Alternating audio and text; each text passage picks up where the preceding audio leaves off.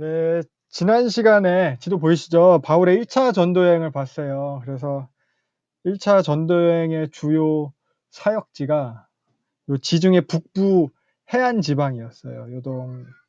어, 요 동네 지방. 그래서 요 제일 처음에 요 구부로부터 해가지고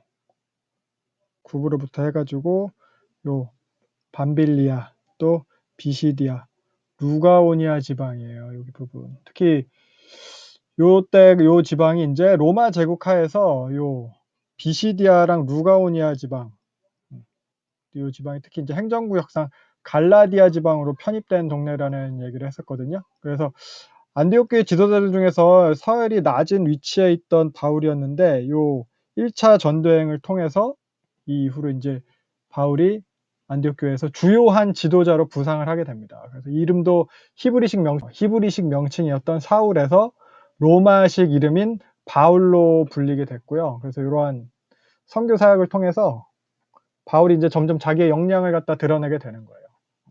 지난 시간에 봤던 내용이 이런 내용이었고, 그래서 전도행을 보면은 바울의 전도 방식은 이제 회당을 중심으로 전도하는 거라고 했었어요. 그래서 13장 14절 보면은 그들이 비시디 안디옥의 안식일에 회당에 들어가니 이렇게 해서, 그래서 회당에서 이스라엘 전통, 그런 이스라엘 역사를 통해서 하나님께서 이제 택하시고 돌보신 그 하나님의 언약이 예수님을 통해 성취되었다는 거를 성경을 통해서 이제 변증하는 방식으로 전도를 하거든요. 그래서 예수로 인해서 성취된 그 새 언약, 그 복음에 대해서 이제 전할 수 있게 되는 거예요.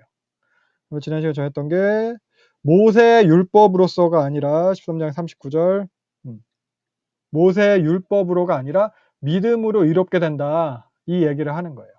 그래서 이런 내용을 전하다 보니까 전통적인 유대인들로부터 이제 반대랑 핍박에 부딪히게 되는 거거든요.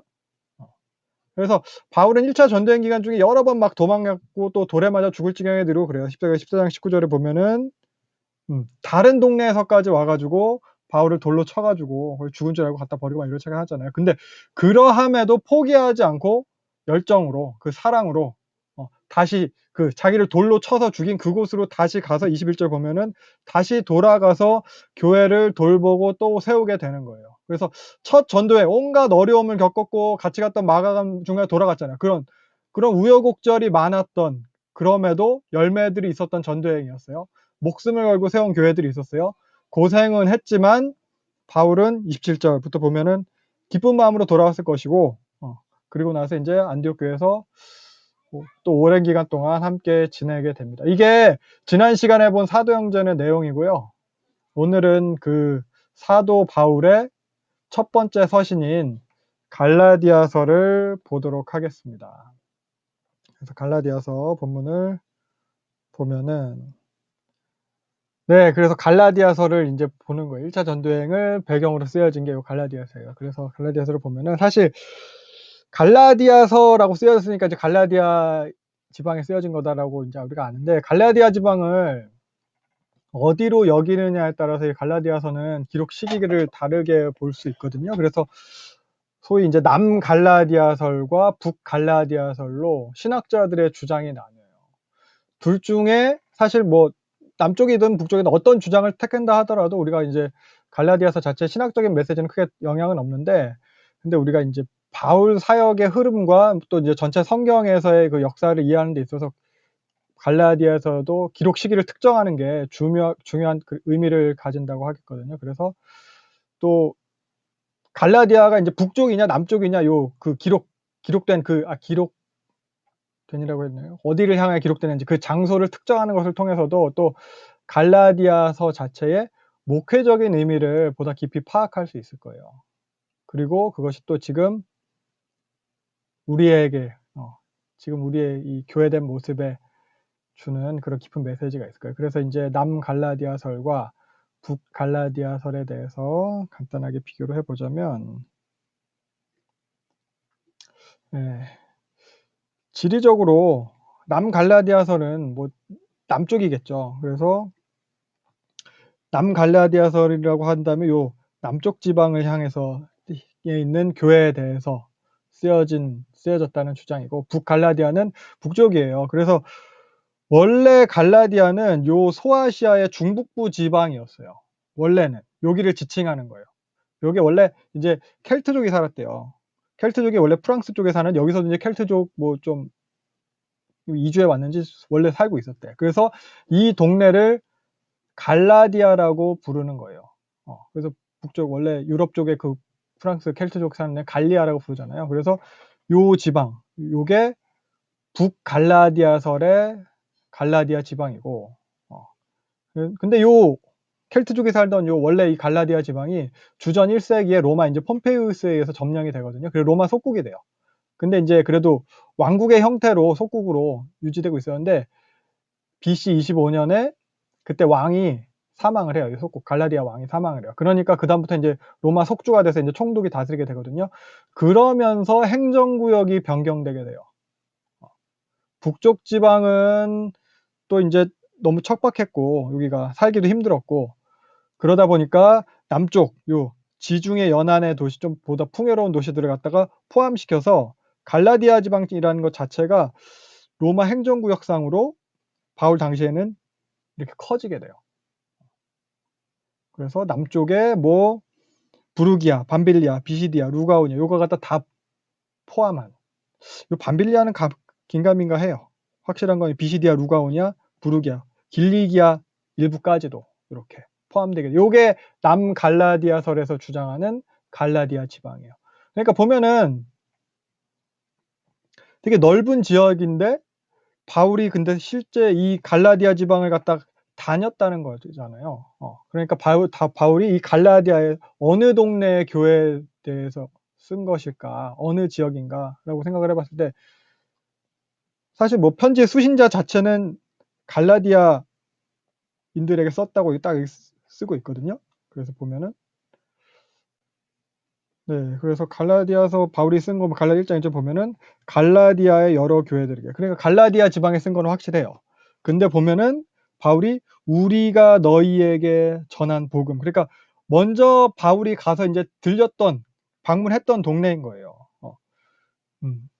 우리가 전에 말하였거냐. 전에 분명히 말해서 바울이 전했던 동네야. 복음을 전하고 교회를 세웠던 동네고, 그리고 또 나중에 보면 뭐 그 갈라디아 4장에 보면은 너희가 나에 대해서 눈이라도 빼앗아 주었을 것이다, 이런 표현들이 있는 걸로 봐서는 상당히 친분이 있는 그런 지역이란 걸 알 수 있어요. 그래서 지난 시간에 봤듯이 요 남쪽 지방, 특히 인제 루가오니아 지방, 바울이 1차 전도 여행의 주요 사역지면서 바울이 돌 맞아서 죽어가면서 도망 다녀가면서 교회를 세웠던 그 동네잖아요. 그러니까 이곳을 갈라디아서의 수신 지역으로 한다면은 이제 어느 정도 이게 오류 없이 이것이 역사적으로 근거가 되는 것 같아요. 그래서 1차 전도 여행 이후니까, 1차 전도 여행이 47년이었거든요. 47년. 그러니까 47년 이후에 갈라디아서가 쓰였다는 생각을 할 수 있고, 그리고 요건 이제 북쪽 지방을 방문한 거 기록은 3차 전도 여행 때예요. 갈라디아와 부르기아 땅을 차례로 다니며 제자를 굳건하게 하니라. 이게 3차 전도 여행 시작하는 문구거든요, 이게. 그럼 3차 전도 여행 시기 때. 그리고 요때 3차 전도 여행 결국 에베소로 가잖아요. 그래서 바울이 윗지방으로 다녀 에베소에 와서, 요 윗지방이 북갈라디아서에서의 요 윗지방인 거죠. 바울이 윗지방으로 다니다가 에베소로 왔다. 요게 북갈라디아서를 주장하는 사람들이 이야기하는 것. 갈라디아예요. 그래서 남갈라디아설이라면은 기록 시기가 47년 이후가 될 것이고, 북갈라디아설이라고 하면 기록 시기가 52년 이후가 될 거예요. 바울이 3차 전도행 기간 중에 요 에베소에 썼다, 이런 두 개의 주장이 있어요. 그래서 사도행전을 통해서 보자면은 방금 봤듯이 바울이 북쪽 지방을 방문한 기록은 있어요. 있기는 하지만 그쪽에 새롭게 복음을 전하고 새롭게 교회를 세웠다라는 기록은 없어요. 그냥 이미 복음을 듣고 믿고 있는 제자들이 있었고, 그 제자들을 방문해서 격려하는 사역, 위로하는 사역을 한 걸로 보여요. 그래서 이것으로 보자면 갈라디아서의 그 내용에 나타나는 것, 갈라디아에 바울이 복음도 전해줬고 또 바울과 상당히 친밀함이 있는 장소라고 했을 때 요 북쪽보다는 남쪽이 더 유력하지 않겠냐, 남쪽 지방의 가능성이 더 커 보이고요. 그래서 기록 시기도 북쪽은 52년 이후고 남쪽은 47년 이후라고 했을 때 이 기록 시기를 가지고도 생각을 해보자면은 바울이 1차 전도 여행과 그 이후 전도 여행 사이에 아주 교회사에서 중요한 일이 있거든요. 그러니까 요 1차 전도 여행은 47년이었어요. 2차 전도 여행은 요때예요. 근데 요 1차 전도 여행, 2차 전도 여행 사이에 제일 중요한 일이 예루살렘 공회가 있었어요. 이방인의 할례 문제를 다루는 거거든요. 율법 준수 문제로 인해서 이게 소집이 돼 가지고 교회 최초의 종교 회의예요. 되게 중요한 회의예요. 이때 결정된 사항이 이방인도 할례 안 받아도 된다. 근데 갈라디아서에서 다루는 내용이 이거거든요. 이방인 할례 문제, 이방인들 율법 지키는 것과 관련된 문제. 근데 만약에 갈라디아서가 요 49년 예루살렘 공의회 이후에 쓰였다면은 이 공회 내용이 갈라디아서에 반영이 돼 있을 거예요. 바울이 갈라디아서를 길게 쓸 필요가 없어요. 봐라, 예루살렘 회의에서 결정된 게 이거다. 니네 이거 지키면 된다. 할례 안 해도 된다. 이랬을 텐데 그런 내용이 없어요. 그리고 뭐 사실 바울이 요 예루살렘 공회 이후에 요 공회에서 결정된 내용을 전하려고 시작한 게 바로 2차 전도행이거든요. 그러니까 평소에도 바울이 이 예루살렘 공회에서의 결정된 요런 내용에 대해서 그냥 뭐 별로 상관없다. 난 내 맘대로 내 복음 전한다. 이러고 돌아다닌 게 아니에요. 보면은 여러 성으로 다녀 예루살렘의 사도와 장로들이 작정한 규례 사도행전 15장에서 결정되는 그거예요. 할례 안 받아도 된다. 음행과 우상 숭배, 우상에 바친 제물 피자 먹는 거 이런 거 조심해. 요거 이거를 주어 지키게 하니 교회가 부흥했대. 그러니까 바울이 이것에 대해서 적극적으로 전하고 다니던 그 바울인데 그런데 요 공의회 이후에 갈라디아서를 썼다면은 갈라디아서 내용에 이 바울이 전하고 다녔던 이 내용, 예루살렘 공의회에서 결정된 이 내용 이게 포함이 됐을 거라는 거죠. 근데 이것에 대한 언급이 없어요. 그래서 이 예루살렘 공의회 이전에 쓰였을 것이다 라는 거죠. 그래서 예루살렘 공의회 이전 시기에 1차 전도여행 이후, 왜냐면 갈라디아 교회를 세워야 되니까, 그러니까 한 48년 정도쯤에 쓰이지 않았겠는가 라는 거예요. 그래서 저도 이러한 이유로 남갈라디아서를 지지합니다. 그래서 49년 이전에 기록됐다는 것. 그래서 지난 시간에 본 그 바울의 1차 전도행 그거예요. 그 지역에 대해 쓰인 거예요. 1차 전도행 직후에 바로 사건이 벌어졌고 그래서 바울도 급한 마음으로 요 갈라디아서를 써서 보내게 되는 거예요. 그래서 이제 다시 본문을 보면은 저자는 뭐 본문이 그냥 밝히고 있어요. 바울이에요, 바울. 저자는 바울이고 제목은 역시 편지에서 밝히고 있는 그 수신 장소, 편지의 수신 장소, 그 갈라디아 이름을 따라 갈라디아서예요. 그래서 먼저 본 그 야고보서도 서신잖아요, 편지잖아요. 근데 야고보서는 특정 지역의 특정 교회를 대상으로 쓴 편지가 아니라고 했어요. 흩어져 있는 교회들. 회람서신의 형태예요. 공동서신, 일반 서신으로 분류된다고 했어요. 근데 갈라디아서는 그것과는 다른 거죠. 특정 상황의 특정한 교회들을 대상으로 그 교회들과 특정한 관계에 있는 바울이 쓴 거예요. 그래서 원독자들의 그런 상황, 그리고 바울과 원독자들과의 관계, 그리고 그래서 그들에게 필요한 메시지를 우리가 살펴볼 필요가 있는 거죠. 그래서 배경은 계속 말하지만 바울의 1차 전도행이 그 배경이고요. 지난 시간에 봤던. 그래서 바울이 목숨 걸고 세운 교회들, 그 이제 막 세워진 그 어린 교회들에 대해서 바울이 간절한 마음으로 뭐 기도하고 금식하고 그러면서 교회 지도자들을 세웠잖아요. 그래 애틋한 마음으로 그 걱정되는 그 마음으로 그 주께 맡기고 돌아온 그 교회들이 수신자가 되는 거예요. 근데 돌아오고 나서 기쁘게 사역복을 했는데 얼마 안 있어서 들리는 소문이 바울이 세운 그 교회들이 다시 어떻게 해요? 율법으로 돌아갔다. 예루살렘에서 온 그런 순회 전도자들에 의해서 순식간에 다른 복음을 받아들였다. 6절 보면은 이같이 속히 떠나 이렇게 말하고 있어요. 그러니까 바울은 뭐 이 순회 전도자들 뭐 예루살렘 온 사람들에 대해서 2장에 보면은 거짓 성도, 거짓 형제, 가짜 성도 이렇게 부르고 있는데, 그러니까 이 사람들은 그래도 예루살렘에서 왔으니까 자기네들이 이제 예루살렘 교회 권위를 주장하면서 그 갈라디아에 있는 교회들을 갖다 이제 현혹을 한 거예요. 그러면서 이 사람들이 주장했던 게 바울의 사도권에 대한 공격을 했어요.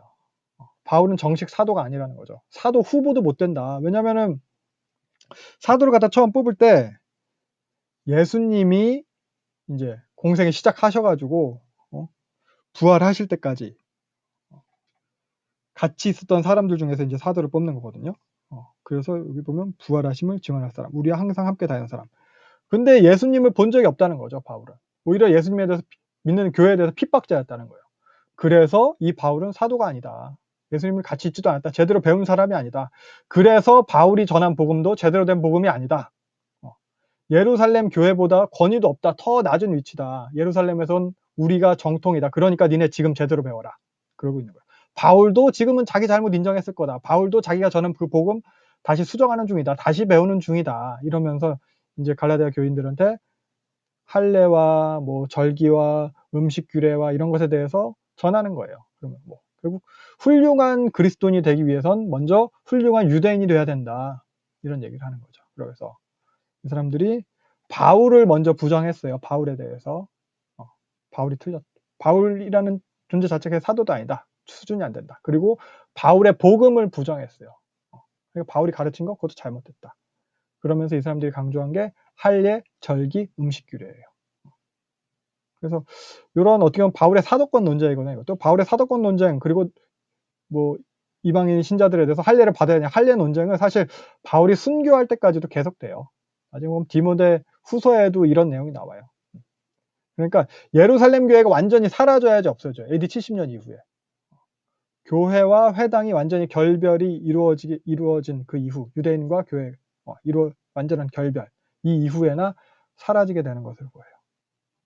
그래서 이게 일단 원독자의 상황이에요. 그래서 갈라디아 교인들이 이런 거짓 형제들의 말을 믿게 됐고 그래서 다시 유대교의 모습으로 돌아가는 일들이 일어나는 거예요. 할례도 받고 음식 규정 지키고 유대교 절기 지키고 그러니까 바울이 지난 시간에 전도여행 당시 회당에서 그 경건한 이방인들한테 복음을 전하면서 그런 거 안 해도 된다. 믿음으로만 구원받는다. 날과 절기 이런 거 필요 없다. 믿음으로만 하나님 백성이 된다. 이렇게 어떻게 보면 그들이 이제 할례도 안 해도 된다고 해요. 진집장벽을 확 낮췄는데 다시 원래대로 돌아간 거예요. 예수의 복음만으로는 안 되고 할례, 율법 이런 거 다 기본적으로 지켜야 된다. 예수도 믿어야 되는데 할례도 해야 되는 게 맞다. 뭐 이런 식이죠. 그러니까 교회들이 사실 이제 막 세워진 지 얼마 안 돼서 그랬는지 물론 뭐 바울도 없고 뭐 그들만 지내는 상태에서 먼저 쉽게 현혹되는 거죠. 어쩌면 뭐 바울을 막 돌로 칠 정도였으니까 기존 유대인들이랑 그런 마찰 일으키는 게 두려워가지고 타협했는지도 모르겠어요. 그래서 그런 할례나 이런 음식 규정, 절기 이런 걸로 외적으로 그런 종교성을 드러내면서 오히려 또 인정받고 싶은 그런 욕심이 작용했는지도 모르겠어요. 그래서 이런 식으로 뭐 또 예루살렘에서 와서 전한다고 하니까 이렇게 그런 예루살렘에서 전한 그런 복음을 받아들이는 거를 스스로 뭐 합리화하면서 결국 바울의 복음이 변질되게 되는 거죠. 버린 거예요. 그러니까 바울 입장에서는 자기가 돌 맞아 죽어가면서 전했는데 그게 다 헛되된 거예요. 도로와 아미타불 된 거예요. 뭐 넋이 나갈 미칠 지경일 거예요. 그러니까 어이없고 화도 많이 나고 기껏 전도해서 가르쳤더니 우리 입장에서 보면 기껏 전도해서 가르쳤더니 신천지가 있는 꼴.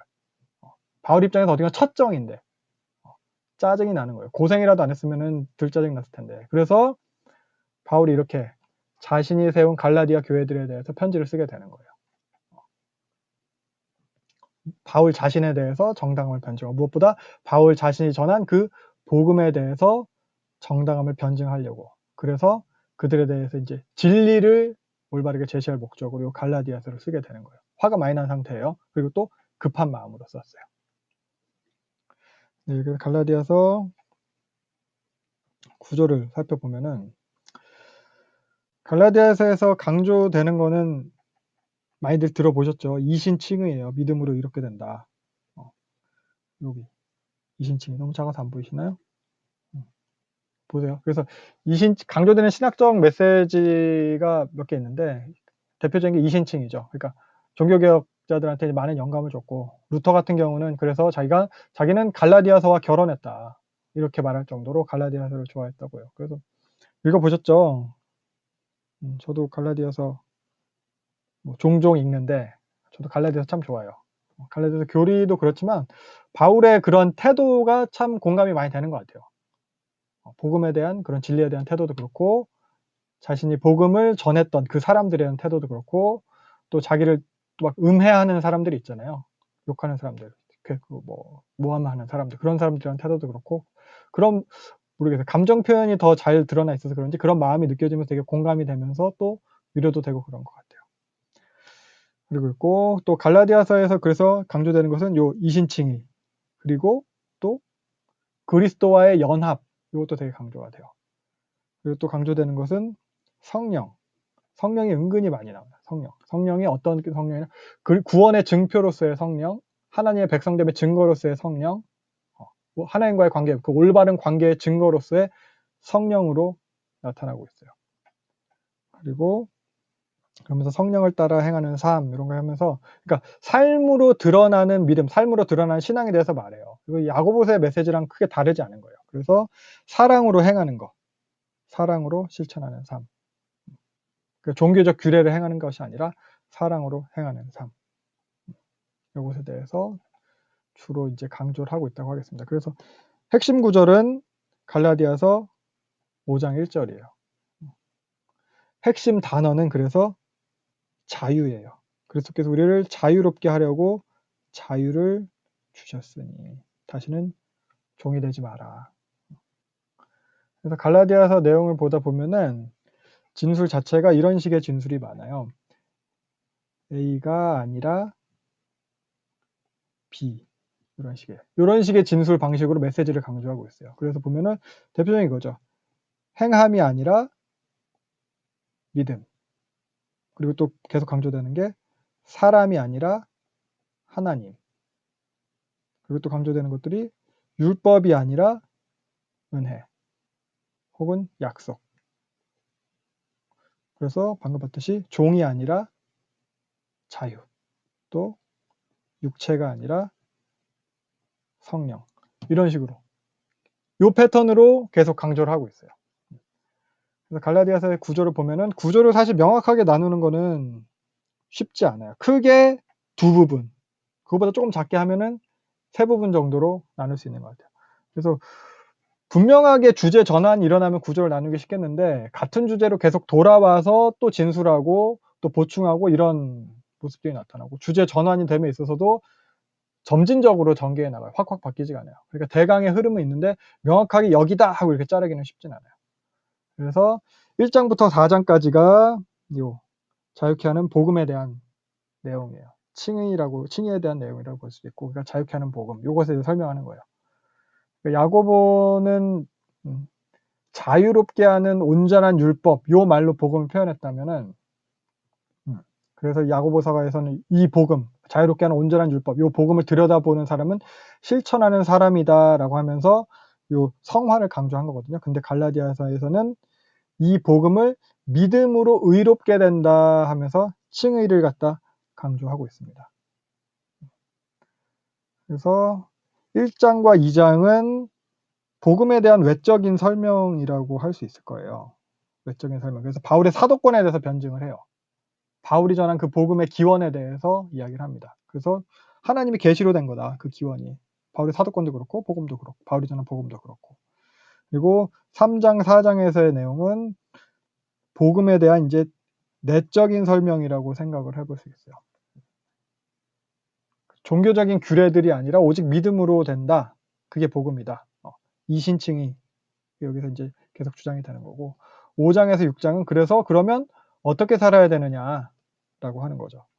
자유한 자의 삶, 복음에 합당한 삶, 성화죠. 그래서 육체가 아니라 성령을 따라 살아야 된다. 이것은 곧 사랑의 실천이다.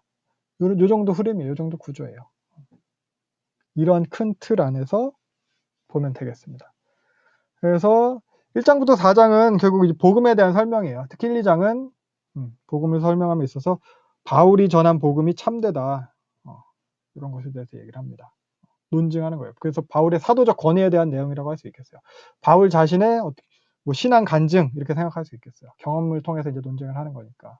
그래서 요 1, 2장에서는 그래서 바울이라는 인물에 대해서 좀 더 이제 집중해서 살펴보는 게 중요하다고 할 수 있을 거예요. 바울의 인물이 어떠함이 이제 결국 바울이 전한 복음의 어떠함이 되거든요.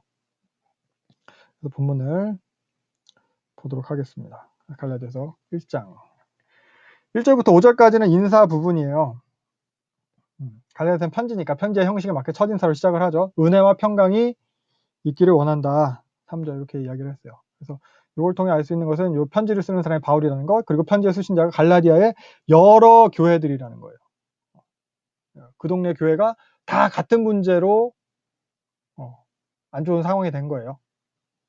그래서 1절 바울이 자신에서 어떻게 서술하고 있는지 여기서 보면은 자신의 이제 사도직에 대한 것을 이렇게 길게 좀 서술을 하거든요. 사람이 시켜서 된 것도 아니고 하나님한테 사람한테 허락을 맡아서 된 사도직이 아니라는 거예요. 그러니까 오직 그리스도와 하나님에 의해서 사도가 됐다. 이렇게. 그러니까 처음부터 이렇게 사람이 아니다. 예수 그리스도와 하나님이다. 그러니까 이중 부정과 이중 긍정을 통해서 자신의 사도직에 대해서 이제 강력하게 변호를 하는 거예요. 나의 사도적 권위는 사람이 아니다. 나의 사도적 권위는 하나님이다. 그래서 사람이 아니라 하나님이다. 요 아까 말한 갈라디아서의 설명 방식, 요걸 이제 처음부터 이렇게 사용하고 있는 거예요. 사람이 아니라 하나님. 1, 2장의 주제를 설명하는 방식이 이거예요. 사람이 아니라 하나님. 그리고 이어지는 신앙 고백이 4절부터 쭉 이어집니다. 그리스도께서 우리 죄를 대속하기 위해서 자기 몸을 주셨다. 대신 속량했다는 뜻이에요. 대신 값을 치렀다는 거예요. 자기 몸으로, 자기 목숨으로 대신 값을 치러서 우리를 구원했다는 거예요. 우리가 구원 받았으니까 우리는 자유하게 됐다는 거예요. 이게 다 하나님의 뜻이었다. 그러니까 십자가가 어쩌다 운 없이 뭐 재수 없어서 벌어진 그런 불의의 사고가 아니었고 하나님의 뜻으로 적극적인 사랑의 표현이었다는 거예요. 그 여기서부터 신앙 고백으로 바울이 이야기를 하고 있었다. 그래서 5절 영광이 그에게 세세토록 있을지어다. 아멘. 그러면서 6절부터 9절까지 보면 원래 편지잖아요. 편지 양식대로면 이 부분에 바울 편지에 일반적으로 감사가 들어가요. 니네 그래도 잘 믿어서 고맙고 니네 복 받을 거고 뭐 이런 거. 그러면 축복이 들어가야 돼요. 그러니까 보통 순서가 첫인사, 그 다음에 하나님을 찬양하는 것, 그 다음에 감사와 축복. 이건데 감사와 축복이 없어요. 갈라디아서에는. 개인적인 안부를 묻는 내용도 없어요. 그러니까 감사와 축복을 대체하는 내용은 저주예요. 바울의 마음 상태가 어땠는지를 엿볼 수 있는 요 구조예요. 그만큼 바울이 화가 많이 났다는 거고, 그만큼 이 문제가 정말 중요한 문제라는 거고, 그리고 또 생각해 볼 것은 바울이 아직은 사역 초기예요. 어떻게 보면 바울이 가장 처음 쓴 편지예요. 갈라디아서. 그러니까 열정이 넘칠 때고, 그리고 바울이 아직 성품이 다듬어지기 전이에요. 그러니까 곧 요거 다음 일어나는 사건이 뭐예요? 바나바랑 싸우는 얘기예요. 마가 때문에 바나바랑 싸워서 갈라서는 얘기. 그래서 바울 서신을 그 연대기순으로 쭉 읽다 보면은 바울 성품이 변화되는 걸 느낄 수가 있어요. 하나님이 바울을 다듬어 가세요. 그 위대한 바울도 그래요. 점점 바울이 변화돼요. 성화죠, 성화. 요것도 또 감상, 우리도 그럴 거예요. 우리도 아직 이 모양이지만 바울도 점점 다듬어져 갔듯이 우리도 그럴 거예요. 이게 또 우리한테 은혜가 되고 우리한테 소망이 되는 것 같습니다. 6절 그래서 바울이 얘기하죠. 니네가 이렇게 속히 떠나서 다른 복음 따르는 게 이해가 안 된다. 내가 돌 맞아 죽어가면서 다시 가가지고 진짜 하나님한테 온전히 맡기는 그 마음으로 내가 기도하면서 금식하면서 장로들 세웠는데 그게 다 소용 없어졌다는 거예요. 그게 이제 얼마 되지도 않았는데 이들이 바로 배신했다는 소식을 들은 거예요. 그것도 뭐 한두 군데 몇 개 교회만 그런 게 아니라 싹 다. 뭐 좀 흔들린다 이게 아니라 다 그렇게 됐다. 그게 경악스럽다는 거예요. 바울 입장에서. 이것에 대해서 바울은 하나님을 떠난 것이라고 얘기하고 있어요. 너희를 부르신 이를 이같이 속히 떠나. 너희를 부르신 그 하나님을 속히 떠났다는 거예요. 배교예요, 배교. 그래서 이것에 대해서 7절부터 보면 바울이 이제 저주를 퍼붓습니다. 물론 이 잘못된 복음을 전한 그 사람들에 대한 저주지만 질책하는 거예요. 갈라디아 교회들한테. 그 내용은 다른 복음 없다. 그 누구라도 천사라도 우리가 전한 복음 그 위의 것을 전하면 저주를 받을 거다. 설령 우리가 다시 가서 다른 복음 전해도 저주를 받을 거다. 연속해서 강조하고 있어요. 여기서 저주라는 것은 그 히브리어로 우리가 구약하면서 봤던 진멸이에요. 진멸. 여리고성 진멸. 그 가나안 정말 그 진멸. 헤렘. 그 단어를 갖다 쓰고 있어요. 이게 헬라어로는 아나테마인데 그렇게 될 거다. 다른 복음 전하는 거. 강하게 아주 강조하고 있는 거예요. 그러면 10절 내가 지금 사람들 좋으라고 이렇게 하는 거 아니다. 그러니까 사람들 좋으라고 너희한테 할 리 없는 복음 전한 게 아니다. 사람들 좋으라고 니네들한테 환심 살려고 그런 복음의 문턱을 확 낮춰가지고 니네 입교시킨 뭐 그런 거 아니다. 그렇게 한 거라면 내가 그리스도의 종이 아니니라 이렇게 하고 있어요. 그리스도의 종이에요. 종은 그 주도권이 자기한테 없죠. 주인한테 있는 거예요. 내 주도권, 바울에게 있어서 주도권은 그리스도께 있다는 거예요. 이게 사도된 바울의 모습이에요. 이게 교회를 세운 바울의 모습이에요. 그 주도권이 자기 자신을 갖다 좌지우지할 그 주권이 그리스도께 있다는 거예요. 교회에 선생된 바울의 모습이에요. 사람이 아니라 하나님. 여기서 또 나오는 거예요. 바울이 진술하는 방식이에요. 사람이 아니라 하나님. 사람들 듣기 좋은 소리나 해서 그렇게 내가 세력 불리려고 그렇게 한 게 아니라 하나님 기뻐하시는 대로 했다는 거예요. 사람들 기준에 있어서, 니들 기준에 있어서 그런 성공과 우러름을 추구하는 게 아니라 하나님 기준에 있어서 인정받고자 이렇게 했다는 거예요. 여기서도 사람이 아니라 하나님. 주된 설명 방식으로 이야기를 합니다. 그러면서 11절부터 보면은 본격적으로 이제 변론하는 내용이 이어집니다. 바울의 사도권의 기원에 대한 내용이거든요. 바울 사도권에 대해서 내가 이게 정당하다라는 거예요. 왜냐면 바울은 사도도 아니다. 그렇게 얘기를 하고 다니니까. 바울 자신에 대한 간증, 자신의 변호함, 이걸 통해서 자기가 전한 복음까지도 변호하게 되는 겁니다. 근데 11절, 12절 보면은 그래서 바울 자신이 전한 복음은 사람의 뜻대로 된 것도 아니고 사람에게 받은 것도 아니다. 오직 예수님께서 나타나심에 의한 것이다. 예수님께서 계시하심, 내게 계시하셔도 된 거다. 여기서도 같은 방식이에요. 사람이 아니라 하나님, 사람에게 받은 게 아니다. 하나님한테 받은 거다. 하나님께서 예수 그리스도에게 계시하셨다. 그럼 보면은 바울은 이렇게 말을 하고 있지만 바울이 언제 예수님한테 계시를 받았나? 바울이 언제 예수님 만났나요? 뭐 살아계실 땐 따라다니지도 않았는데 예수님이 언제 바울한테 나타나셔서 바울한테 이 복음을 가르쳐 주셨나? 이런 질문이 생기는데 이것과 관련된 간증이 이어지는 겁니다. 그래서 13절 보면은 얘네도 알다시피 내가 전에 유대교에 있었을 때 내가 다른 동족들보다 유대 전통에 대해서 엄청 열심히 해가지고 교회를 심각하게 박해하고 다 없애버리고 막 이랬다. 그러니까 자기 나쁜 놈이었다는 걸 이제 이실직고 하는 거죠. 그러니까 어떻게 보면 사도될 자격이 없는 자였다. 이것까지도 얘기하는 거예요. 그러나 하나님께서 나를 어머니 뱃속에서부터 15절 은혜로 택하셨다. 자격 없는 진짜 나쁜 놈이었는데 하나님께서 택하셨다. 이것도 뭐예요? 사람이 아니라 하나님이 하셨다. 이 얘기를 여기서도 하는 거예요. 그래서 하나님께서 나로 그 예수님에 대해서 전하는데 이방에 전하게 하시려고. 그리고 사도행전에서도 나타났던 이야기죠. 바울이 이제 이것에 대한 진술을 하는 거예요. 성전에서 기도할 때 하나님께서 이제 나타나셔가지고 이제 다메섹으로 이 사건 이후로 이제 결국 다메섹으로 돌아가는 거거든요. 그 예루살렘으로 돌아와서 전도하다가도 쫓겨나게 됐던 그 상황을 갖다 진술을 하고 있는 거예요, 바울이. 그래서 그때 성전에서 기도할 때 환상 중에 주께서 나타나셔서 내가 너를 멀리 이방인에게로 보내리라. 요 말씀. 그러니까 하나님께서 나로 예수님을 이방에 전하게 하시려고 요거죠. 이방에 전하게 하시려고 자신에게 예수님을 또 나타내 보이셨다는 거예요. 그래서 예수님을 갖다 나타내 보이신 요 사건은 사도행전 9장에 나타난 거거든요. 우리 봤듯이 다메섹 도상 사건이에요.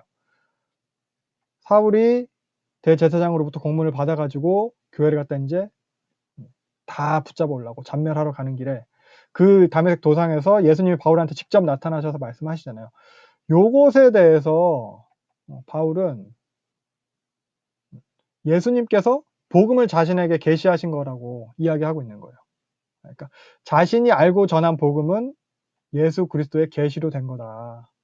근데 요 핍박하러 갔을 때 그때 나타나신 예수님이 무슨 얘기를 했길래 그때 무슨 일이 있었길래 그때 예수님이 바울에게 나타나긴 하셨어요. 근데 보면은 바울은 그냥 눈이 멀게 된 거예요. 그럼 그때 그걸 뭘 배웠는가 바울이. 교회 핍박하면 장님 된다. 까불지 마라 뭐 이런 거요. 교회 건들지 마라. 이게 복음인가? 그래서 사도행전 본문을 다시 좀 살펴보면은 사도행전 요 본문들을 통해서 바울의 인식을 보면은 여기도 보면은 4절 사울아 사울아 내가 어찌하여 나를 박해하느냐 5절 대답하여 주여 누이시니까 내가 박해하는 예수라 요거 그리고 22장에서도 바울이 동일하게 또 이 내용에 대해서 또 진술을 하거든요. 그러면서 7절 사울아 사울아 내가 왜 나를 박해하느냐 주여 누이시니까 내가 박해하는 나사렛 예수라. 다음번에 또 진술을 해요. 마찬가지예요. 14절 보면은 사울아 사울아 내가 어찌하여 나를 박해하느냐 15절 주님 누구시니까? 주께서 이르시되 나는 내가 박해하는 예수라. 그래서 공통된 진술이 이거예요. 사울아 사울아 내가 어찌하여 나를 박해하느냐. 그럼 주여 니시니까 나는 내가 박해하는 예수라. 요때 상황이 바울은 예수 믿는 사람들을 다 잡아서 죽이러 가는 그 길목이에요. 근데 예수님이 나타나셨어요. 근데 예수님께서 하시는 말씀이 내가 박해하는 예수라. 네가 누구야? 사울이. 사울이 누굴 박해요? 근데 사울은 사실 교회를 박해요. 근데 예수님은 교회를 박해하는 것에 대해서 나를 박해하는 거라고 이렇게 얘기를 하고 있는 거예요. 요 경험을 바탕으로 바울의 이제 복음이 자리 잡게 되는 거거든요. 바울의 교회론이 먼저 자리 잡게 돼요. 교회가 예수님이다. 교회의 머리 되신 예수님. 교회의 몸. 예수 그리스도의 지체된 성도. 이게 교회잖아요. 요거. 그래서 요 교회론이 바울에게 딱 자리 잡게 되는 거고, 사실 그래서 바울이 제시하는 구원론도 이것과 관련돼 있어요. 그리스도와 머리 대신 예수님, 그리스도와 몸된 성도의 연합이에요. 연합. 이게 구원론과 관련이 있는 거예요. 예수의 죽으심과 부활하심에 같이 연합돼서 참여하는 거예요. 그리스도와 연합하여 함께 죽음으로 우리의 죄값이 치러졌고, 또한 그리스도와 연합해서 함께 부활하게 된 거거든요. 우리가 영광스럽게 회복된 거예요. 그래서 이 연합으로 인해서 사실 그리스도의 모든 권세도 또한 함께 누리게 되는 거거든요. 특별히 하나님과의 관계에 있어서 하나님의 아들됨, 하나님의 유업을 받을 자. 원래는 하나님 원수였잖아요. 하나님의 원수된 그런 자리에서 단번에 그 관계가 회복되는 거예요. 요것에 대해서 의롭다함을 받았다라고 해서 칭의라고 표현하고 있는 거예요. 칭의. 하나님과의 관계가 올바르다 이런 뜻이에요. 그래서 요게 이제 다메섹 도상에서의 예수님께서 계시하신 것으로 말미암아서 바울에게 이제 자리 잡게 된 신학이거든요. 요게 이제 계속해서 더 발전되게 되고, 그리고 이후에 보게 될 바울 서신에서도 곳곳에서 요게 드러나게 돼요. 더 발전되고 이제 깊이 있는 형태로 더 드러나게 되지만, 그래서 사실 이거 되게 재밌어요. 바울 신학이 어떻게 발전해 나가게 되었는지 요걸 공부하는 것도 되게 재밌어요. 좋은 책들이 많아요. 나중에 기회가 된다면 이런 책들도 같이 보면 좋을 것 같아요. 최근에 나온 책이 재밌는 게 또 많더라고요. 바클레이 책이나 이런 것들. 아무튼 그래서 요게 바울이 예수님한테 직접 계시로 복음을 받은 거라는 거예요. 요게 예수님께서 직접 보여주시고 이것에 대한 이제 또한 너 증인 되어야 된다. 이것에 대한 증인이 되라 해서 바울을 또 보내셨다는 거예요. 이스라엘과 이방인들에서 내가 너를 구원하여 그들에게 보낸다. 이거예요. 보낸다는 거 이거 자체가 이제 사도거든요. 보내심 받은 자가. 그래서 바울이 요 예수님의 그 다메섹 도상에 만난 사건을 자신의 계시하신 사건으로 인식을 하고 있고, 그리고 그 사건 뒤에 16절 보면은 이렇게 예수님께서 자기에게 직접 계시하셨어요. 사람에게 배운 게 아니에요. 예수님께서 계시하신 사건 이후에 그 이후에도 어때요?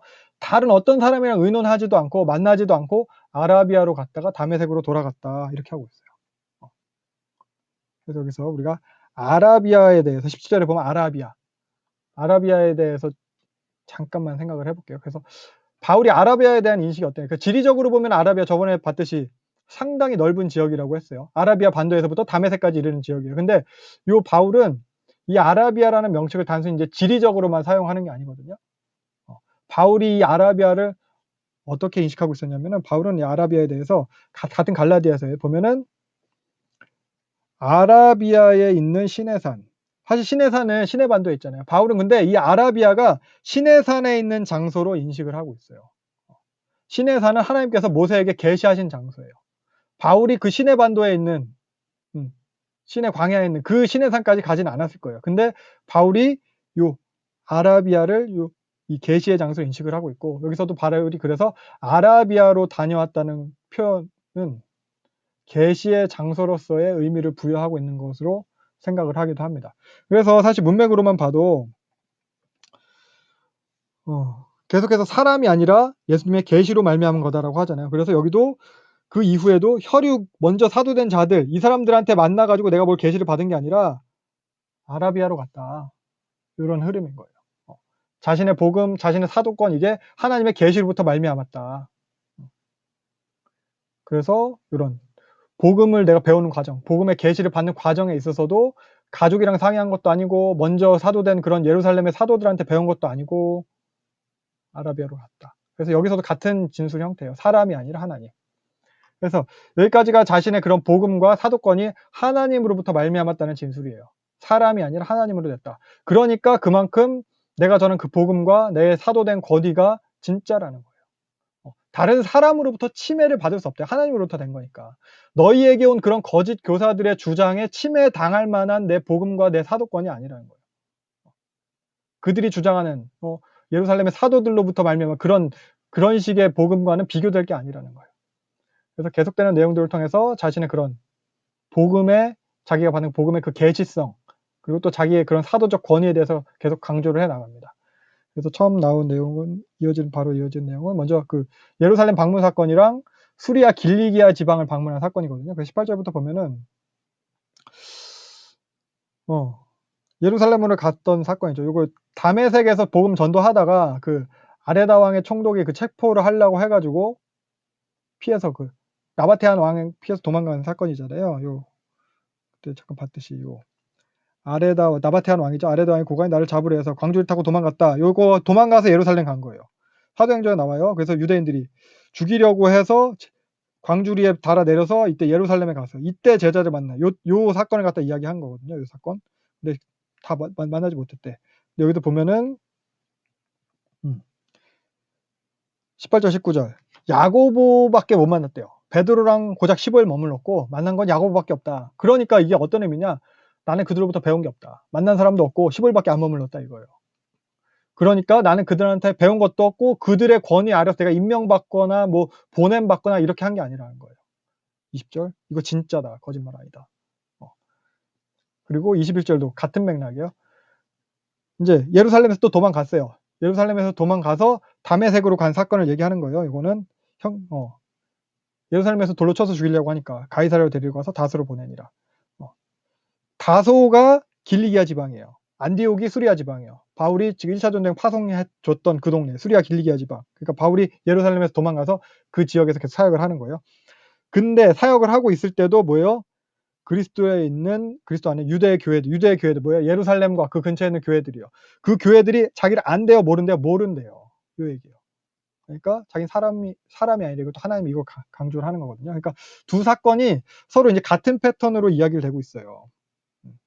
그 후에 여기도 그 후에 사람들이 모른대요. 그리고 사람들이 자기를 모른대요. 그 후에 보지 못했다 얼굴을 못 봤다는 거죠. 본 적이 없다 얼굴을 모른다는 거예요. 그러니까 자기는 두 번 반복해서 강조하는 거 사람들이랑 상관이 없다. 예루살렘에 있는 유대인들 그런 뭐 유력한 사람들 그런 사람 상관없다는 거예요. 이런 바울의 서술을 통해서 주장하는 게 결국 사람들에게 어떤 영향도 받지 않았다. 그 어떤 먼저 믿은 자들로부터 배운 것도 없고 허락받은 것도 없고 명령받은 것도 없다. 다만 23절 그들이 오히려 나로 말미암아 하나님한테 영광을 돌렸다. 내가 그들한테 무슨 혜택 받은 게 아니고 그들이 도리어 하나님께 영광을 돌렸다. 그러니까 나랑 내 복음은 다른 누구에게도 먼저 믿은 자들이든 예루살렘 온 자들이든 그런 그 어떤 사람에게도 내 복음이 신세진 게 없다. 이거예요. 바울이 계속 자신의 복음과 자신의 사도권의 주장을 하는 거예요. 이어지는 2장에서 내용도 계속 이제 결국 바울이 겪은 이야기를 통해서 이야기를 해요. 같은 맥락의 주장인데 보면은 1절부터 바나바랑 예루살렘 방문한 사건이에요. 요 14년을 1절에 14년을 그 언제로부터 14년이나에 따라서 사도행전 11장에 나타난 예루살렘 부조 사건으로 보기도 하고 아니면 사도행전 15장에 예루살렘 공의의 요 사건을 요걸 위한 방문으로 보기도 해요. 저는 이것에 대해서 사도행전 11장의 방문이라고 생각을 하거든요. 이유가 여기 보면은 뭐 처음에 계시를 따라 올라갔대요. 근데 요 11장의 방문은 뭐예요? 부조, 구제헌금 전달하려고 간 거잖아요. 이 구제헌금 전달이 어떻게 시작됐어요? 아가보가 성령으로 예언을 하잖아요. 기근이 될 거다. 성령께서 계시한 거예요. 계시를 통해서 도와줘야겠다 하고 올라갔어요. 계시를 따라 올라갔대요. 근데 요 15장 뭐예요? 계시예요? 다툼, 싸움 때문에 올라갔어요. 논쟁이 나가지고, 논쟁 붙어가지고. 그 할례를 해야 되냐 말아야 되냐. 그리고 여기 보면은 유력한 자들에게 사도들이겠죠. 자기가 전파하는 복음에 대해서 사사로이 제시했대요. 자기가 바울이 전하는 복음에 대해서 예루살렘에 있는 사도들한테 한번 이렇게 알려준 거예요. 나 이런 거 전하고 다닌다. 한번 봐라. 제시한 거예요. 근데 이거 뭐래요? 사사로이 했대요. 근데 15장에 나타난 이때는 사사로이 할 수가 없어요. 최초의 종교회의고 가장 중요한 교회사에서 공식적인 그런 회의였거든요. 여기는 공적인 사건이에요. 사사로이 복음을 전할 수가 없어요. 근데 구제하러 갔어요. 목적은 구제죠. 머무는 동안에 야 우리 이런저런 사역한다. 이거 한번 봐봐. 내가 이렇게 전하고 있어. 얘도 한번 들어봐. 이렇게 할 수 있는 거예요. 사사로이 한 거. 그러니까 여기서 보면은 성령의 계시로 인해서 가게 됐고 뭐 공적인 목적은 구제 헌금이었지만 방문한 김에 이제 이렇게 자신의 복음에 대해서 사도들한테 교회 유력한 장로들한테 설명한 일을 갖다 개인적으로 했을 거라는 거예요. 그래서 갈라디아서 1장까지는 이제까지는 자신이 그 사도권과 복음에 대해서 예루살렘이랑 아무런 전혀 상관도 없고 그랬지만 지금 시점은 안디옥교회가 좀 커졌잖아요. 바나바랑 공식적으로 사역을 하는 중이에요. 그러니까 사역이 공식화되는 상황에 있어서 자기가 계속하는 그 사역이 이제 오해를 받게 된다거나 불필요한 뭐 논쟁, 분쟁, 뭐 뒷담화 이런 거 그런 것 때문에 자기 사역이 이제 훼손되거나 위협되지 않게 하기 위해서 그랬다는 거예요. 뭐 뒷말 나오지 않게 뭐 투명하게 오픈했다. 이 정도 의미인 거예요. 그러니까 11장 구제하러 갔을 때 딱 이렇게 전했고 그 전했을 때도 어땠냐? 그 전했을 때도 보면은 그때 디도 헬라인이에요. 헬라. 뭐 디모데와 디도가 거의 뭐 바울의 오른팔 왼팔처럼 같이 동역했던 거의 제자들 아들과 같은 존재들인데 그러니까 헬라인 디도한테도 억지로 할례 받으라고 하지 않았다. 그때 가서 내가 이 유력한 자들한테 복음을 갖다 내가 이런 거 한다고 할 때도 같이 가는 헬라인 디도한테도 할례 받으라는 얘기 뭐 듣지도 않고 시키지도 않고 했다는 거예요. 그러니까 그때 그 당시에 자기랑 그렇게 얘기했던 그 예루살렘의 사도들조차도 이 할례라는 게 하나님 백성된 그 백성이 되기 위한 그런 조건이 아니란 것을 인정하고 있다는 거예요. 예루살렘에 있는 유력한 자들도 그랬는데 너희들한테 나타난 그런 가짜 성도들 그 사람들은 여기 뭐래요? 4절 우리의 자유를 엿보고 종으로 삼고자 해서 그런다. 우리가 이제 자유케 됐는데 복음을 자유케 됐는데 다시 종으로 삼고자 해서 끼어들었대요. 근데 우리는 잠시도 복종하지 않았대요. 타협하지 않았다는 거예요. 왜? 니네 가운데 있는 복음이 항상 진리로서 서 있게 하려고. 그래서 복음을 타협하지 않았다는 거예요. 그래서 헬라인 디도한테도 할례를 강제하지 않았다는 거예요. 복음이 진리답게 있게 하려고. 그래서 여기도 보면은 자유라는 개념과 종이라는 개념이 등장해요. 나중에 후반부에 가면 이것에 대해서 더 자세히 볼 텐데 그래서 복음으로 인해서 그러한 이제 종교적인 정체성을 부여해준다고 여겨지는 그런 율법이 더 이상 이제 속박되어지지 않는다는 거예요. 복음을 해서 자유해졌다는 거예요. 그러니까 내 신앙을 증명하려고 내가 하나님 백성을 보이기 위해서 뭔가에 속박될 필요가 없죠. 할례에. 내가 하나님의 백성됨을 보이기 위해서 뭐 음식법을 갖다 계속 지켜야 돼. 지금 그 이스라엘 사람들 할랄 있죠, 할랄. 유대인들 코셔, 음식법. 뭐 아실 거예요. 그 계속 뭐 돼지고기 안 먹고 자기가 뭐 그 이슬람교인 것을 갖다 증명되는 거잖아요. 그렇게 증명하는 거예요. 근데 그럴 필요가 없어졌다는 거예요. 복음 때문에. 그 전까지는 내가 하나님의 백성됨을 위해서 뭐 할례를 받아야 되고 음식법을 지켜야 되고 절기를 지키고 이런 걸 행해내는 걸 보여줘야 되는데 이제는 하나님의 백성됨이 그런 걸 지킴으로 되는 게 아니라 믿음으로 하나님의 백성 된다는 거예요. 그래서 음식법, 절기 이런 것에 속박되는 종이었다면은 이전까지는 이제는 그런 속박에서 자유해졌다는 거예요. 얽매이지 않고 믿음 안에서 자유함으로 하나님의 백성이 된다는 거예요. 그런데 그 가짜 성도들이 우리의 이 자유를 다시 빼앗고 다시 할례와 음식법과 절기 이런 거에 종으로 속박되게 하게 한다는 거예요. 그래도 할례를 해야 진짜 하나님의 백성이다. 음식법을 지켜야 진짜 믿는 거야. 이런 식. 절기를 지켜야 신앙생활 잘하는 거야. 이런 식으로 다시 이런 것에 속박된 종이 되게 했다는 거예요. 그래서 이런 식의 주장에 굴복하면 타협하게 된다면 그동안 바울이 전한 복음이 헛되게 되는 거예요. 그동안 자기가 전한 복음을 부정하게 되는 거예요. 자기가 전한 복음의 그런 신뢰성에 손상이 가게 되는 거예요. 바울은 다 필요 없다고 믿음만 있으면 된다고 했는데. 그래서 내가 너희에게 전한 너희 가운데 있는 그 복음 그것이 그 복음이 항상 진리로 있게 하려고 내가 절대 타협하지 않았다. 사실 할례 받아도 돼요. 할례 안 받아도 돼요. 할례는 아무것도 아무 의미도 없는 거예요. 해도 그만 안 해도 그만 아무 의미 없는 건데 그런데도 내가 끝까지 이 디도한테 할례 안 시키고 이렇게 한 것은 복음의 진리됨을 위해서 그랬다는 거예요. 나중에 보면은 디모데는 할례 시켜요. 그러니까 할례를 하든 안 하든 할례 그 자체로는 복음과는 아무런 상관이 없다는 거예요. 할례를 하는 것이든 안 하는 것이든 중요한 건 그 할례를 하든 안 하든 그 의도, 하는 의도 혹은 안 하는 의도.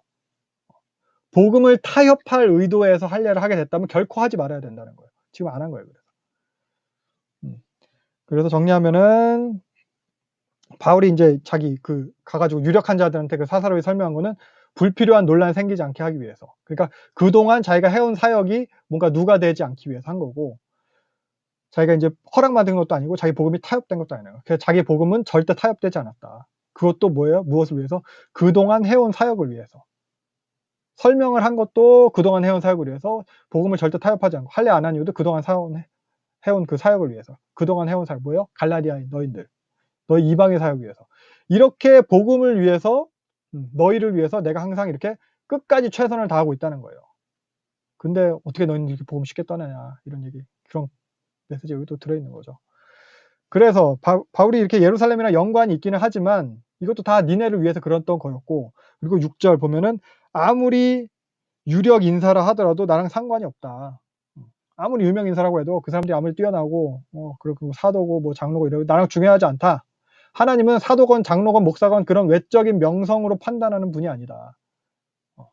여전히 내 복음은 그들한테 신세진 게 없다. 그들보다 아래에 있는 게 아니다. 이런 얘기를 하는 거고요. 그러면서 7절부터 보면은 도리어 나를 이방인의 사도로 세운 것을 서로 인정하게 되었다, 이거예요. 그들과 이제 동등한 권위라는 거예요. 도리어 같은 것을 봤다. 베드로랑 같은 것을 봤대요. 또한 내가 이방인의 사도로 삼으셨느니라. 이걸 갖다 인정을 했다요. 베드로는 유대인, 나는 이방인. 이거 같은 권위가 있다는 걸 봤다는 거예요. 그래서 친교의 약속을 했대. 우리는 이방인한테로 간다. 그리고 10절 보면 고작 이 사람들이 나한테 부탁한 게 가난한 자들을 불쌍히 여겨라. 이거 원래부터 내가 잘하던 거였다, 이거는. 그러니까 크게 뭐 종속된 것도 아니고 내가 뭐 그들보다 못한 것도 아니고 권위를 동등하고 이러는 거죠. 그래서 이어지는 거는 이제 진술이 점점 진전되거든요. 11절, 14절 보면은 바울이 베드로를 책망한 사건이에요. 게바가 베드로예요. 11절. 베드로가 이제 안디옥에 왔어요. 왔던 일이 있었어요. 여기 안디옥은 수리 안디옥, 바울과 바나바가 지금 사역하고 있는 최초 이방 선교 보냈던 그 교회예요. 바울 사역의 본부 역할을 하는 곳. 그래서 바울을 베드로가 요 안디옥 교회를 방문한 시기가 언제쯤인지는 확실하진 않아요. 그러니까 제 생각으로는 예루살렘 부조한 일 이후였을 거예요. 지난 시간에 잠깐 언급했듯이 바울과 바나바가 예루살렘 부조를 마치고 돌아서 1차 전도행 가잖아요. 1차 전도행 마치고 돌아온 직후가 아니었겠나, 저는 이렇게 생각을 해요. 마가가 중간에 돌아가서 마가로부터 소식도 뭐 듣고 뭐 이럴 것도 그렇고, 그리고 좀 뭐 할례 안 받게 하고 율법 안 지키게 한다고 하니까 그런 오해에 대한 확인차 베드로가 들렸을 것이고, 근데 이때 베드로가 책망받을 만한 일을 해서 바울이 책망했다는 거예요. 그래서 12절 보면은 이방인들이랑 같이 먹는 중이에요. 근데 안디옥 교회 자체가 이방인 교회였으니까 당연히 거기서 지내면서 이방인들이랑 먹고 자고 하는 건데, 며칠 그렇게 지내고 있는데 하루는 보니까 베드로가 이방인 성도들이랑 밥을 먹고 있는데 예루살렘의 장로, 가장 유력한 그 야고보가 경건한 율법 잘 지키는 그 야고보가 보낸 사람들이 오니까 그 유대인들을 두려워해가지고 할례자들 두려워해서 밥 먹다 중간에 나간 거예요. 밥 먹다 말고.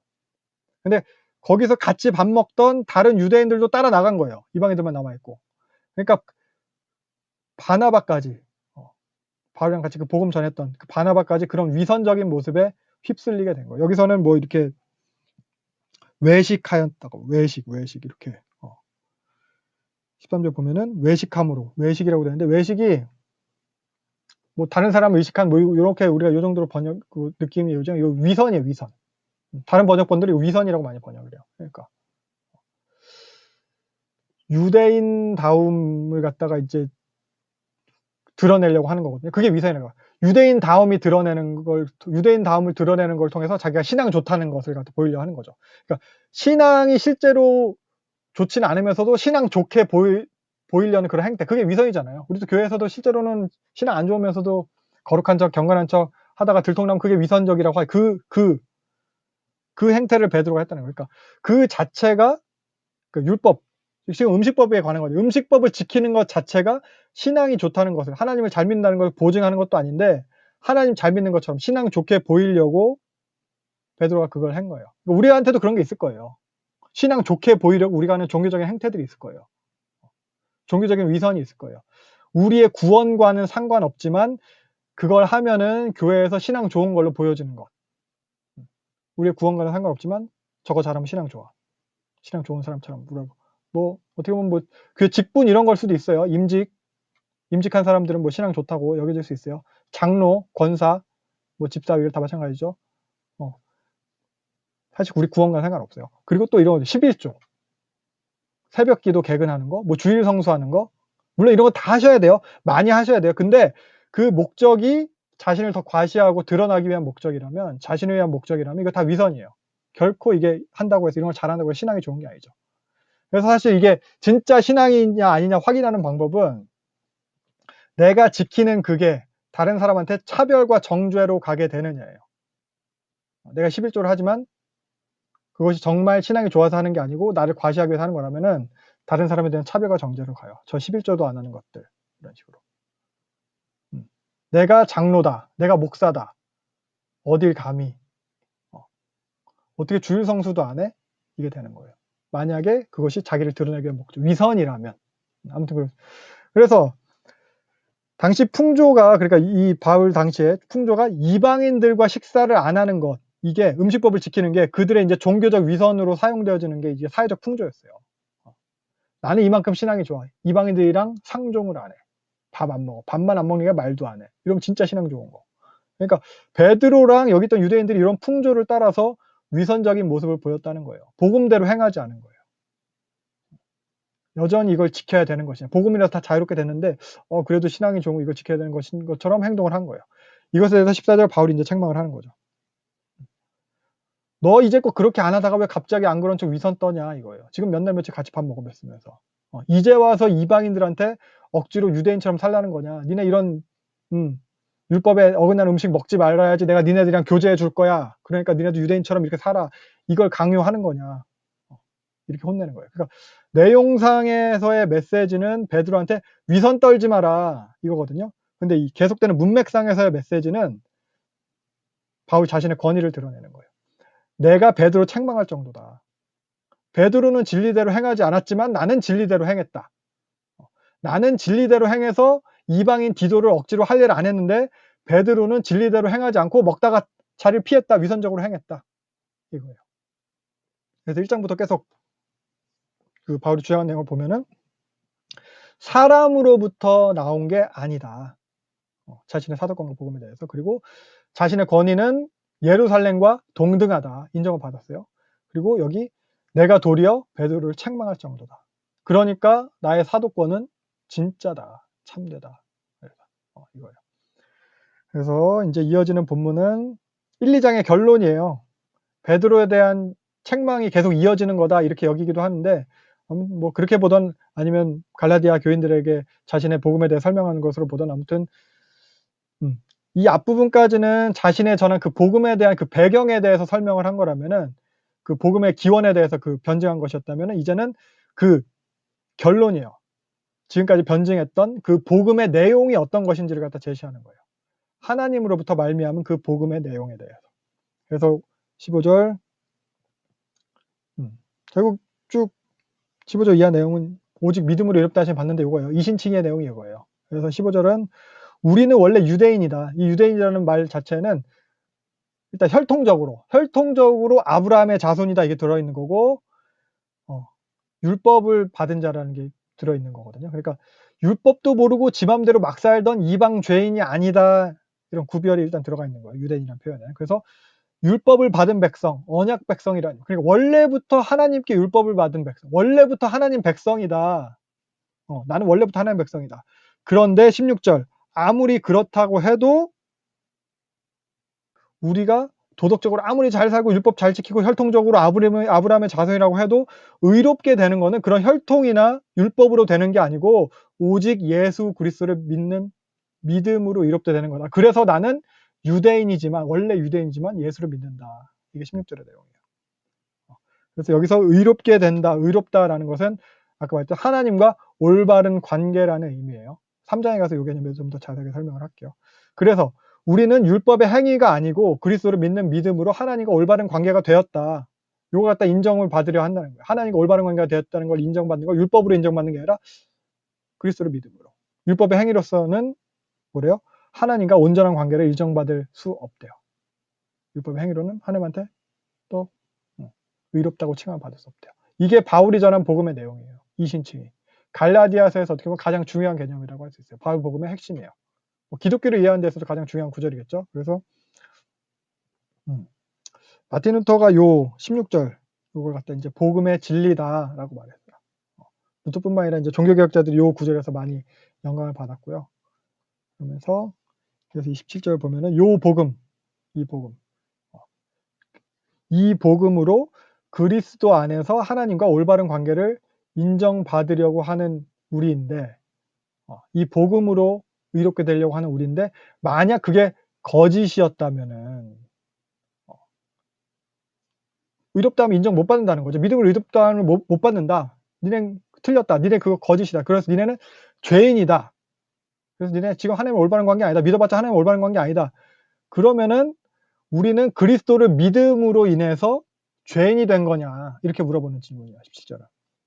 그래서 그리스도를 믿음으로 의롭다함을 받았는데 율법 안 지킨다고 다시 죄인이 된 거라면 그게 과연 옳은 말이냐. 그리스도께 우리가 속은 거냐. 복음은 믿음으로 의롭다고 했는데 그럼 그리스도가 우리를 속여서 죄 짓게 하는 사람이냐. 여기까지 가는 거야. 결코 그럴 수 없다. 갈라디아 성도들도 결국 그리스도를 믿는 사람이니까 이것에 대해서 부정할 수 없는 거죠. 그러면서 18절 내가 헐어버린 율법을 내가 다시 세운다면은 내가 스스로 범법자인 것을 인정하는 꼴이다. 그러니까 나는 그런 모순된 인간이 아니라는 거예요. 그리스도 외에는 다른 어떤 율법을 인정할 수 없다 이거죠. 그럼 19절 율법으로는 안 된다는 것을 깨달았다는 표현이에요. 그걸로 인해서 그러니까 율법을 아무리 지키려고 해봤지만 못 지킨다. 그래서 율법으로 말미암아에게 그래서 율법에 대하여 죽었다. 율법을 아무리 지키려고 해봤자 안 되는 걸 깨달았기 때문에 율법으로 말미암아서 그걸 깨달아서 나는 율법과 아무런 상관이 없기로 결정했다. 율법에 대해서 죽어버린 사람이다. 관계 단절이에요. 율법이랑 나는 관계 단절이다. 그렇게 한 이유는 내가 하나님이랑 상관이 있어지려고. 하나님과 회복되려고. 율법이랑 절교하는 것이 하나님과 관계가 깊어지기 위함이다. 율법의 지배에서 벗어나서 하나님이랑 함께 살려고 함이다. 이런 얘기를 하는 거예요.